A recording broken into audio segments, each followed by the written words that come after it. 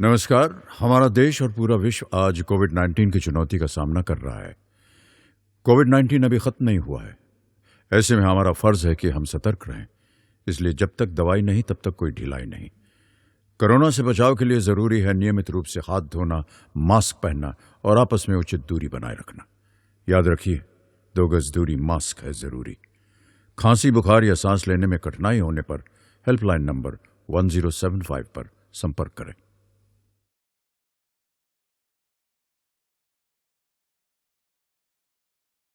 Hello everyone, मेरा नाम है अमित जैन।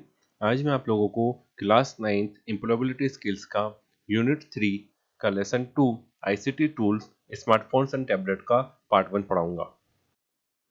आज का हमारा जो पहला टॉपिक है वो है आईसीटी टूल्स।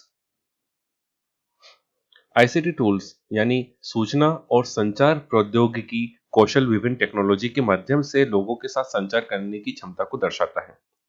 ये उन तकनीकों का जिक्र करता है जो नियमित और रोजमर्रा के काम के लिए उपयोग किए जाते हैं, जैसे कि ईमेल भेजना, वीडियो कॉल करना, इंटरनेट पर खोज करना, टैबलेट या मोबाइल फोन और अन्य पुराने संचार प्रौद्योगिकियों जैसे टेलीफोन, रेडियो और टीवी का उपयोग करना। दूसरे शब्दों में आईसीटी टूल को सॉफ्टवेयर, हार्डवेयर या दोनों के रूप में परिभाषित किया जा सकता है जो ऑर्गेनाइजेशनल गोल्स को पूरा करने के लिए कई अन्य उपकरणों और उपयोगकर्ताओं या संगठन के बीच संचार स्थापित करने के लिए उपयोग किया जाता है। आईसीटी टूल्स कई प्रकार के होते हैं, जैसे television, radio, computer, printer, scanner, mobile phone, camera, wifi, internet, flash drive, CD, DVD, tablet, ई book readers, interactive white board आदि। आज हम जिन आईसीटी टूल्स के बारे में पढ़ेंगे वो हैं रेडियो, टेलीविजन, स्मार्टफोन्स और टैबलेट। जैसा कि आप जानते हैं, कम्युनिकेशन जो होते हैं, अगर उनको डायरेक्शन के आधार पर देखें तो ये 2 प्रकार के होते हैं। कम्युनिकेशन एक वन वे होता है और एक टू वे होता है। वन वे मतलब एक तरफा कम्युनिकेशन और टू वे मतलब दो तरफा कम्युनिकेशन। वन वे कम्युनिकेशन तब होता है जब सेंडर रिसीवर को कुछ इंफॉर्मेशन सेंड करता है लेकिन रिसीवर फीडबैक वापस नहीं देता। उस तरह का जो कम्युनिकेशन होता है वो वन वे कम्युनिकेशन होता है। इसके एग्जांपल्स हैं रेडियो और टेलीविजन। इसी प्रकार जो टू वे कम्युनिकेशन होता है, इसमें सेंडर के द्वारा जो भी इंफॉर्मेशन भेजी जाती है वो रिसीवर प्राप्त करता है और रिसीवर उस इंफॉर्मेशन को प्राप्त करने के बाद, प्रोसेस करने के बाद फीडबैक देता है। इसलिए हम कह सकते हैं कि रिसीवर जो है वो वापस रिसीवर से सेंडर तक इंफॉर्मेशन को या कम्युनिकेशन को पूरा कर रहा है। इस तरह से सेंडर रिसीवर और रिसीवर सेंडर के बीच में कम्युनिकेशन पूरा होता है। इसलिए इस तरह के कम्युनिकेशन को दो टू वे कम्युनिकेशन या दो तरफा कम्युनिकेशन कहते हैं। इसके एग्जाम्पल्स हैं टेलीफोन, मोबाइल, वायरलेस रेडियो या फिर चैट रूम्स। आईसीटी टूल के अंतर्गत जो हमारा पहला टूल है वो है रेडियो। रेडियो एक इलेक्ट्रॉनिक डिवाइस होता है और ये विभिन्न आकारों में उपलब्ध होता है। आमतौर पर जो रेडियो हम देखते हैं जिनका इस्तेमाल हम गाने सुनने के लिए करते हैं या आकाशवाणी जैसे चैनल्स को सुनने के लिए करते हैं, ये एक तरफा संचार का सबसे अच्छा उदाहरण होता है। कुछ वायरलेस रेडियो आपने ऐसे भी देखे होंगे और ये जो वायरलेस रेडियो होते हैं इनका इस्तेमाल आपातकालीन कर्मियों द्वारा किया जाता है, जैसे पुलिस, अग्निशमन, अस्पताल विभाग आदि। इस तरह के ये जो रेडियो होते हैं जिन्हें वायरलेस भी कहा जाता है, ये दो तरफा संचार का उपयोग करते हैं। इस प्रकार से हम कह सकते हैं कि जो रेडियो होते हैं वो वन वे कम्युनिकेशन भी करते हैं और कुछ जो रेडियोज होते हैं उनमें टू वे कम्युनिकेशन का जो मतलब फैसिलिटी है वो प्रोवाइड कराई जाती है। रेडियो उपकरण रिसीवर और ट्रांसमीटर दोनों डिवाइसेस के रूप में कार्य करते हैं।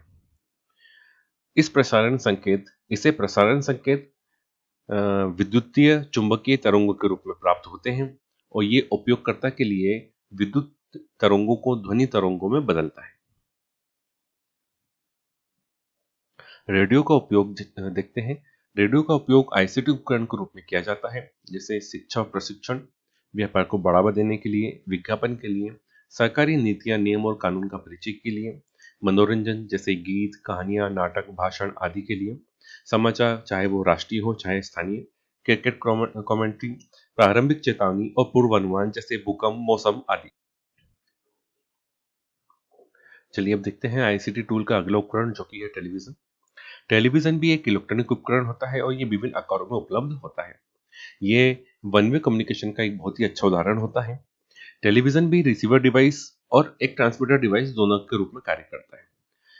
ओल्ड टीवी जो होती थी उनमें एनालॉग सिग्नल का इस्तेमाल किया जाता था, यानी कि उसके अंदर हम इलेक्ट्रोमैग्नेटिक वेव्स का इस्तेमाल करते थे और ब्रॉडकास्ट के दौरान पे ये जो संकेत प्राप्त करता था इलेक्ट्रोमैग्नेटिक वेव्स के रूप में, वो उसको प्राप्त करके उसको परिवर्तित करता था, उसको चेंज करता था ऑडियो वीडियो के रूप में, फिर ये टीवी पर प्रेजेंट उसके स्क्रीन पर करता था। टेलीविजन जो है वो इलेक्ट्रॉनिक मैग्नेटिक वेव्स जो होती हैं उनको वीडियो और ऑडियो वेव्स में बदलकर स्क्रीन पर दर्शाता है। इन दोनों या आजकल के जो नए टीवी सेट आ रहे हैं वो डिजिटल सिग्नल पर चलते हैं। टीवी विभिन्न प्रकार के होते हैं, जैसे analogue TV, digital TV, smart TV और एंड्रॉयड टीवी आदि। आईसीटी टूल्स में टेलीविजन के अंतर्गत हम देखेंगे कि आईसीटी टूल के रूप में टेलीविजन का क्या क्या उपयोग हो सकता है। इसका उपयोग शिक्षा और प्रशिक्षण के क्षेत्र में, व्यापार को बढ़ावा देने के लिए, विज्ञापन के लिए, सरकारी नीतियां, नियम और कानून का परिचय के लिए, मनोरंजन जैसे गीत, कहानियां, नाटक, भाषण, मूवी, लाइव क्रिकेट आदि के लिए, समाचार राष्ट्रीय या स्थानीय के लिए, क्रिकेट कमेंट्री और प्रारंभिक चेतावनियां जैसे पूर्वानुमान जैसे भूकंप, मौसम आदि के लिए इसका उपयोग किया जाता है। अब हमारा जो आईसीटी टूल है वो है मोबाइल। एक मोबाइल फोन जिसे cellular phone, cell phone, handphone, mobile, cell या सिर्फ फोन के नाम से जाना जाता है, एक ऐसा पोर्टेबल टेलीफोन होता है जो एक रेडियो फ्रिक्वेंसी लिंक पर नेटवर्क क्षेत्र के रेंज में कॉल और मैसेज को प्राप्त और भेज सकता है। इसे मोबाइल सिर्फ इसलिए कहा जाता है क्योंकि ये एक जगह से दूसरी जगह लाने ले जाने के लिए आसान होता है, क्योंकि ये एक वायरलेस उपकरण है और इसको टेलीफोन की तरह तारों को जोड़कर नहीं रखना होता है। आईसीटी टूल मोबाइल में मूल रूप से मोबाइल फोन का उपयोग टेक्स्ट या कॉल को प्राप्त करने या भेजने के लिए किया जाता है। मोबाइल फोन विभिन्न आकारों या डिजाइन, कलर और फंक्शंस के साथ आते हैं। फंक्शन के आधार पर हम मोबाइल को 3 श्रेणियों में परिभाषित कर सकते हैं। ये श्रेणियां हैं बेसिक फोन, फीचर फोन और स्मार्टफोन। जैसा कि आप देखेंगे बेसिक फोन और फीचर फोन में ज्यादा अंतर नहीं होता है। बेसिक फोन में navigation keys, menu keys etcetera होती हैं, वहीं फीचर फोन में थोड़ी सी फैसिलिटी ज्यादा होती है। इसमें आप वेब ब्राउजिंग भी कर सकते हैं, MP3 रिंगटोन सेट कर सकते हैं आदि। चलिए अब स्मार्टफोन के कॉन्सेप्ट को समझते हैं। मोबाइल फोन लोगों से बात करने के लिए एक प्रकार का आईसीटी उपकरण है, लेकिन स्मार्टफोन इनमें अधिक उन्नत होता है। एक साधारण मोबाइल फोन का उपयोग संदेश और कॉल को भेजने और प्राप्त करने के लिए तो किया ही जाता है। एक मोबाइल फोन जो कंप्यूटर की तरह बुनियादी कार्य कर सकता है उसे हम स्मार्टफोन कह सकते हैं। मोबाइल फोन का स्मार्ट बनाता है उसका मोबाइल का ऑपरेटिंग सिस्टम। ये ऑपरेटिंग सिस्टम बहुत ही स्मार्ट और बहुत ही शक्तिशाली होता है। इसी वजह से एक नॉर्मल मोबाइल एक स्मार्ट फोन बन जाता है। चलिए देखते हैं कि विभिन्न निर्माताओं द्वारा, जैसे आपको पता है कि अलग अलग कंपनियां होती हैं जो अपने अपने मोबाइल को प्रोडक्ट को बनाती हैं। विभिन्न निर्माताओं द्वारा अपने अपने मोबाइल उत्पादन में उपयोग किए जाने वाले कई ऑपरेटिंग सिस्टम होते हैं। जैसे वे या तो वे अपने मोबाइल में खुद का ऑपरेटिंग सिस्टम या फिर अन्य पार्टी का या दूसरी पार्टी का ऑपरेटिंग सिस्टम उपयोग करते हैं। इसका एग्जाम्पल मैं आपको देना चाहूंगा सैमसंग के मोबाइल से। सैमसंग के मोबाइल में सैमसंग ने कुछ समय पहले टाइजन नाम का ऑपरेटिंग सिस्टम निकाला था। ये टाइजन जो है इसका खुद का ऑपरेटिंग सिस्टम डेवलप किया गया था और इसको इन्होंने एंड्रॉयड मार्केट के कंपटीशन में निकाला था। वहीं पर सैमसंग इन दोनों एंड्रॉयड मोबाइल के साथ भी अपने प्रोडक्ट को निकालता है। इस तरह से हम देखेंगे कि स्मार्टफोन में इस्तेमाल किए जाने वाले बहुत फेमस जो ऑपरेटिंग सिस्टम है वो है Android OS, Apple iOS, window OS और ब्लैकबेरी ओएस। चलिए देखते हैं स्मार्टफोन का इस्तेमाल आईसीटी उपकरण के रूप में कैसे होता है। आईसीटी उपकरण के रूप में स्मार्टफोन का इस्तेमाल वेब ब्राउज करने के लिए, ईमेल भेजने और प्राप्त करने के लिए, वीडियो कॉल करने के लिए और वीडियो कॉल को प्राप्त करने के लिए, वॉइस कॉल या वॉइस कॉल को प्राप्त करने के लिए, एंटरटेनमेंट के लिए जैसे गेम्स, मूवीज और फिल्में वगैरह के लिए, और गीतों के लिए, संगीत के लिए, एक शिक्षण उपकरण के रूप में शिक्षा आधारित इंटरेक्टिव एप्स का उपयोग करके, या फिर एक व्यावसायिक प्रचार उपकरण के रूप में व्यावसायिक गतिविधियों को फैलाने के लिए ऐप्स का उपयोग करके। इसका इस्तेमाल एक आईसीटी डिवाइस के रूप में किया जाता है। आईसीटी टूल के अंतर्गत अब हम देखते हैं टैबलेट। टैबलेट भी एक प्रकार का कंप्यूटर है, या हम इसे मिनी कंप्यूटर कह सकते हैं। यह लैपटॉप या डेस्कटॉप कंप्यूटर की तुलना में प्रदर्शन, आकार और वजन में छोटा होता है और मोबाइल फोन से आकार में बड़ा होता है। बुनियादी इनपुट इनपुट डिवाइस के रूप में टच स्क्रीन का उपयोग करता है। जैसा आप जानते हैं कि बुनियादी इनपुट डिवाइस के रूप में कंप्यूटर जो है वो कीबोर्ड और माउस का उपयोग करता है। ठीक इसी प्रकार जो टैबलेट होता है वो अपनी स्क्रीन को ही एक इनपुट डिवाइस के रूप में उपयोग करता है। ये 5.5 इंच से 12.9 इंच तक के बड़े और अलग-अलग स्क्रीन के आकारों में अभी तक हमें देखने को मिलते हैं। अधिकांश जो टैबलेट्स होते हैं, इनमें कुछ ऐसी पोर्ट्स भी होती है जिनसे आप इसकी प्रोडक्टिविटी को बढ़ा सकते हैं, जैसे इथरनेट, डिस्प्ले पोर्ट आदि। आईसीटी टूल टैबलेट जो होते हैं, वो ऑपरेटिंग सिस्टम, आकार और इनपुट आउटपुट टेक्नोलॉजी के आधार पर अलग-अलग प्रकारों में आते हैं, जैसे slate, booklet, mini tablet, phablet, two in one, gaming tablet आदि। इसकी बड़ी स्क्रीन के कारण इसके कई उपयोग होते हैं, जैसे किताबें पढ़ना, फिल्म देखना, खेल खेलना, चलते फिरते दस्तावेजें प्रस्तुति बनाना। साथ ही साथ इसका उपयोग वन ऑन वन प्रेजेंटेशन के लिए भी किया जाता है, या फिर किसी उत्पादन का डेमो देने के लिए।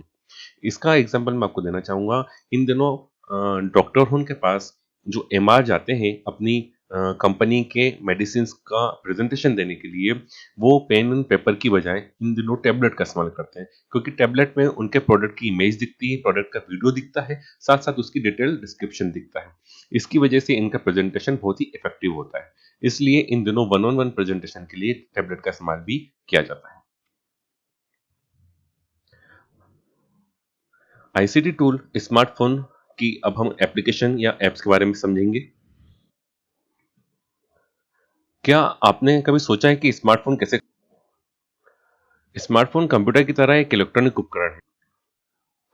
इसका मतलब है कि हम ये कह सकते हैं कि स्मार्टफोन भी हार्डवेयर और सॉफ्टवेयर के मेल से बना है। क्या आप जानते हैं कि हार्डवेयर क्या है? हार्डवेयर वह भौतिक भाग होता है जिसे हम देख सकते हैं, छू सकते हैं, महसूस कर सकते हैं। क्या आप जानते हैं कि सॉफ्टवेयर क्या होते हैं? सॉफ्टवेयर ऐसे प्रोग्राम या एप्लीकेशन के रूप में निर्देशों का सेट होते हैं जो उपयोगकर्ता को हार्डवेयर के साथ नियंत्रण और बातचीत करने में मदद करते हैं। ये जो सॉफ्टवेयर्स होते हैं, ये बटन, आइकॉन, स्लाइड बार आदि के रूप में उपलब्ध वे प्रोग्राम या कमांड सिस्टम होते हैं जिन्हें सिस्टम या एप्लीकेशन सॉफ्टवेयर के रूप में एक ग्राफिकल यूजर इंटरफेस का हिस्सा माना जा सकता है। कंप्यूटर की तरह मोबाइल फोन भी सॉफ्टवेयर का उपयोग करता है। ये जो सॉफ्टवेयर होते हैं दो तरह के होते हैं, जैसे सिस्टम और एप्लीकेशन सॉफ्टवेयर। सिस्टम सॉफ्टवेयर जो मोबाइलों में उपयोग किए जाते हैं उन्हें ऑपरेटिंग सिस्टम कहा जाता है मोबाइल का, यानी कि ये मोबाइल ऑपरेटिंग सिस्टम होते हैं और इनके एग्जाम्पल हैं एंड्रॉयड, टाइजन, आईओएस आदि। ठीक इसी प्रकार मोबाइल में एप्लीकेशन सॉफ्टवेयर भी यूज किए जाते हैं जिन्हें एप्स के नाम से जाना जाता है। ये जो एप्स होती हैं ये भी कई प्रकार की होती हैं, जैसे डिफॉल्ट एप्स या फिर अदर एप्स। डिफॉल्ट एप्स वो ऐप होती हैं जो मोबाइल में प्रीलोडेड आती हैं। ये प्रीलोड ऐप होती हैं जैसे फोन, कैमरा, कैलेंडर, डायलर, संपर्क यानी कि contact, setting, mail, browser, app store आदि। ये जो एप्स होती हैं ये मोबाइल में ऑपरेटिंग सिस्टम के साथ ही आती हैं, इसलिए इन्हें प्रीलोडेड एप्स कहा जाता है।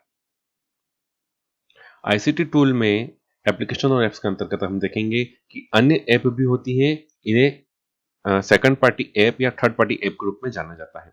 ये अन्य ऐप उसी मोबाइल कंपनी द्वारा विकसित नहीं किए जाते जिसका कि वो मोबाइल होता है। इन्हें दूसरी कंपनियां डेवलप करती हैं। हम उन्हें आपके स्मार्टफोन में उपलब्ध विशेष स्टोर या जो स्टोर की एप्लीकेशन होती है उसका उपयोग करके उनको डाउनलोड और यूज कर सकते हैं। प्रत्येक स्मार्टफोन निर्माता अपने मोबाइल ऑपरेटिंग सिस्टम में एक विशेष प्रकार का ऐप स्टोर या ऑनलाइन स्टोर डालती है जिसको आप एप्लीकेशन के माध्यम से उपयोग कर सकते हैं। इसके कुछ एग्जांपल्स हैं, जैसे गूगल प्ले स्टोर जो कि एंड्रॉयड मोबाइलों में देखा जाता है, और ठीक इसी प्रकार से एप्पल ऐप स्टोर जो कि एप्पल के मोबाइलों में देखा जाता है। ठीक इसी प्रकार से सैमसंग के टाइजन सीरीज में टीजन स्टोर और गैलेक्सी सीरीज में गैलेक्सी स्टोर हमें देखने को मिलता है। इनमें से कुछ ऐप मोबाइल के एप्लीकेशन स्टोर पर मुफ्त या खरीद के आधार पर आप उपलब्ध कर सकते हैं। हम इन ऐप्स की खरीद या मुफ्त संस्करण का उपयोग आवश्यकता के अनुसार कर सकते हैं जो मोबाइल के एप्लीकेशन स्टोर में उपलब्ध होती हैं। चलिए अब देखते हैं कि हमारे जो स्मार्टफ़ोन्स होते हैं या हमारे जो मोबाइल होते हैं, इनमें जो एक कॉमन ऐप्स होती हैं, जो या कॉमन एप्लीकेशन होती हैं, वो क्या-क्या होती हैं, वो मतलब किस तरीके से हम इस्तेमाल कर सकते हैं। फ़ोन फ़ोन नाम का जो ये जो ऐप होता है, इसका इस्तेमाल आप कॉल करने के लिए करते हैं और साथ ही उन लोगों के नाम और फ़ोन नंबर को भी ढूँढने के लिए करते हैं या स्टोर करने के लिए करते हैं, जिसका नाम या नंबर आपके मोबाइल में पहले से स्टोर है या जिसका या नाम या नंबर आप ढूँढकर किसी व्यक्ति को कॉल या मैसेज करना चाहते हैं। कैमरा नाम का ऐप भी होता है, ये बहुत ही कॉमन ऐप है। इस ऐप की मदद से आप फ़ोटो या वीडियो का इस्तेमाल या उसको रिकॉर्ड कर सकते हैं। ठीक इसी प्रकार कैलेंडर नाम से भी एक बहुत ही कॉमन ऐप होता है। कैलेंडर ऐप जो होते हैं जैसे एंड्रॉयड मोबाइल में भी 2 तरीके आप इस्तेमाल कर सकते हैं। एक प्ले स्टोर के माध्यम से गूगल कंपनी का प्लस गूगल कैलेंडर जिसे कहते हैं या फिर आपके एंड्रॉयड मोबाइल के साथ जो डिफ़ॉल्ट कैलेंडर ऐप आता है वो। ये जो कैलेंडर ऐप होता है ये दिखाता है कि आपके अपॉइंटमेंट क्या-क्या हैं, आपके रिमाइंडर्स क्या-क्या हैं और आप इनको किसी बर्थडे, किसी एनिवर्सरी के लिए मतलब अपडेट कर सकते हैं और क्रिएट करने के बाद इन अपॉइंटमेंट्स को और इस तरह के रिमाइंडर को ये आपके समय में इन फ्यूचर काफ़ी हेल्प करता है। आपको पहले से ही रिमाइंडर दे देता है ताकि आपको जो भी आपके काम है या फिर जो भी आपका टू डू लिस्ट है वो पूरा हो सके। मेल या फिर मेलिंग जो ऐप्स होती हैं, ये भी कॉमनली फाउंड होती हैं आपके मोबाइलों में। ये ऐप्स होती हैं जैसे जीमेल, याहू, आउटलुक आदि। ये जो ऐप होती हैं ये ईमेल अकाउंट का उपयोग करके ईमेल भेजने के लिए या फिर ईमेल को प्राप्त करने के लिए उपयोग करी जाती हैं। अ, इसके बाद वाली जो ऐप है वो है आपकी photos.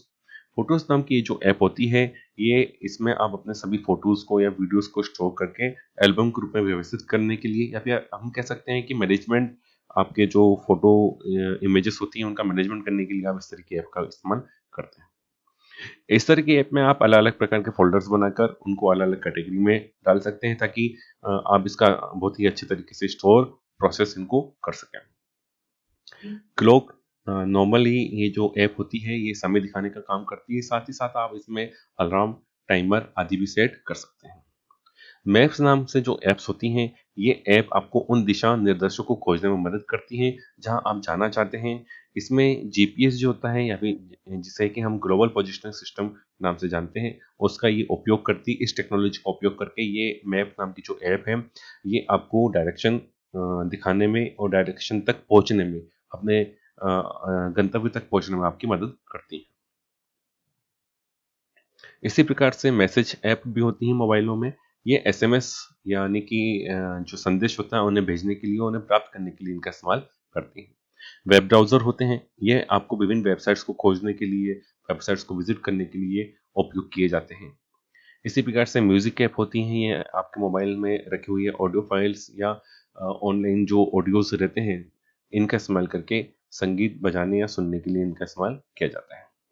Google Google play store ये गूगल स्टोर है जहाँ से आप फेसबुक, व्हाट्सएप या अन्य सेकंड या थर्ड पार्टी ऐप्स को डाउनलोड कर सकते हैं और इंस्टॉल कर सकते हैं। ये जो ऐप होती है मुफ्त या भुगतान के आधार पर आप डाउनलोड या उपयोग कर सकते हैं। ठीक इसी प्रकार से जो एप्पल मोबाइल होते हैं उनमें एप्पल स्टोर होता है। जैसे कि एंड्रॉइड स्मार्टफ़ोन में गूगल प्ले स्टोर होता है, ठीक उसी प्रकार एप्पल मोबाइलों में एप्पल स्टोर होता है। इनमें आप विभिन्न प्रकार की ऐप्स को डाउनलोड और उपयोग कर सकते हैं। चलिए अब देखते हैं स्मार्टफ़ोन और टैबलेट के बीच में क्या अंतर होते हैं। स्मार्टफ़ोन जैसा कि आपको पता है अलग-अलग कंपनी के होते हैं, अलग-अलग साइज़ेस में अवेलेबल होते हैं, इनके अंदर अलग-अलग हमें फैसिलिटीज़ देखने को मिलती हैं। जब आप एक स्मार्टफ़ोन को मार्केट में लेने जाते हैं तब आप उसमें एक रैम स्टोरेज कैपेसिटी जो होती है वो देखते हैं। मोबाइल के अंदर जो सीपीयू और जीपीयू होते हैं, सीपीयू जो प्रोसेसिंग के लिए यूज़ करे जाते हैं, डे टू डे जो वर्क होता है उसके लिए, और जीपीयू जो स्पेशली गेमिंग या ग्राफिक्स के लिए जो इस्तेमाल किए जाते हैं ताकि एक मोबाइल को गेमिंग के रूप में भी अच्छे से उपयोग किया जा सके। इस तरह की कुछ फंक्शनलिटी जो होती हैं आप एक मोबाइल को लेने से पहले देखते हैं। ठीक इसी प्रकार आप के जो कार्य होते हैं उन वर्क के हिसाब से आप जब आप एक टैबलेट लेने जाते हैं तो टैबलेट में अभी आप इस तरह के फीचर्स को देखते हैं कि आपका ये जो टैबलेट है इसमें प्रोसेसर कौन सा है, इसमें रैम कितनी है, ये कितने जीबी की मेमोरी के साथ आपका आ रहा है और ये कितने जीबी तक या कितने जीबी की एक्सपेंडेबल मेमोरी को ये सपोर्ट करता है। मान लीजिए आप एक टैबलेट लेते हैं और वो बिल्ट इन 256 जीबी के साथ आता है और उसकी जो एक्सपेंडेबिलिटी कैपेबिलिटी है वो है 512 GB तक। यानी कि आप एक उसमें 512 GB तक का कार्ड लगाकर जो टोटल मेमोरी है वो अराउंड 700 समथिंग MB का आप उसके अंदर यूज़ कर सकते हैं। इसी के साथ मोबाइल और टैबलेट फ़ोन में अगर हम बात करें तो आप लोग उसमें कैमरा देखते हैं, उसमें वाईफ़ाई कौन-सी टेक्नोलॉजी का है। अगर आपका वाईफ़ाई का यूज़ ज़्यादा है, डाटा ट्रांसफ़र का यूज़ ज़्यादा है, तो आप ये भी देखते हैं कि वाईफ़ाई या ब्लूटूथ का जो उसमें वर्ज़न चल रहा है, वो कौन-सा चल रहा है। इन सभी टेक्नोलॉजी के साथ आप एक स्मार्टफ़ोन और टैबलेट को अलग-अलग आधारों पर डिफ़रेंशिएट कर सकते हैं। जैसे कि स्मार्टफ़ोन का जो मुख्य उपयोग होता है वो एक साधारण मोबाइल की तरह होता है, लेकिन इसमें फ़ंक्शंस एक साधारण मोबाइल से बहुत ज़्यादा होते हैं। इसकी वजह से आप इसका उपयोग ज़्यादा करते हैं, ज़्यादा कार्यों के लिए कर सकते हैं। जैसे समय के साथ हो सकता है कि आपको रिंगटोन या बनानी है किसी MP3 सॉन्ग की, तो उसके लिए आप जिस ऑपरेटिंग सिस्टम की यूज़ कर रहे हैं, उस ऑपरेटिंग सिस्टम के प्ले स्टोर में अगर आपको रिंगटोन बनाने वाली ऐप्स मिलती हैं, तो आप उसको डाउनलोड कर सकते हैं, इंस्टॉल कर सकते हैं और उसके माध्यम से एक MP3 को एक छोटे से पोर्शन को, एक क्लिप को उसकी MP3 एक रिंगटोन की तरह यूज़ कर सकते हैं। लेकिन इस तरह के फीचर्स के लिए क्या टैबलेट उपयुक्त होगा? टैबलेट उपयुक्त हो सकता है उन केसेस में अगर टैबलेट उन फाइलों को सपोर्ट करता है।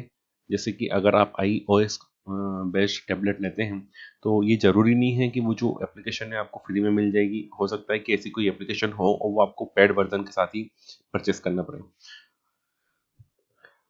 इसी तरह अगर जो आपका टैबलेट है वो विंडो बेस्ड है, तो उसके लिए ये बहुत ही आसान होगा कि आप विंडो बेस्ड कोई सी एप्लीकेशन को इंस्टॉल करें और उसका उपयोग करते हुए आप अपने जो कार्य है उसको पूरा कर सकें। इस तरह से हम कह सकते हैं कि मुख्य उपयोग जो होता है एक स्मार्टफ़ोन का, वो एक साधारण मोबाइल की तरह होता है और जो टैबलेट होता है उसको हम कह सकते हैं कि एक बिना तार का एक वायरलेस कंप्यूटर की तरह होता है, जो कि एक छोटे या एक कॉम्पैक्ट फॉर्म में होता है। इसकी जो प्रोसेसिंग पावर है वो कंप्यूटर जितनी हाई स्पीड तो नहीं होती है, लेकिन हाँ, ये आपके बहुत सारे बेसिक वर्क कर सकता है। ऑपरेटिंग सिस्टम की अगर बात करें तो स्मार्टफ़ोन में एंड्रॉयड होते हैं, ब्लैकबेरी ओएस होते हैं, आईओएस होते हैं।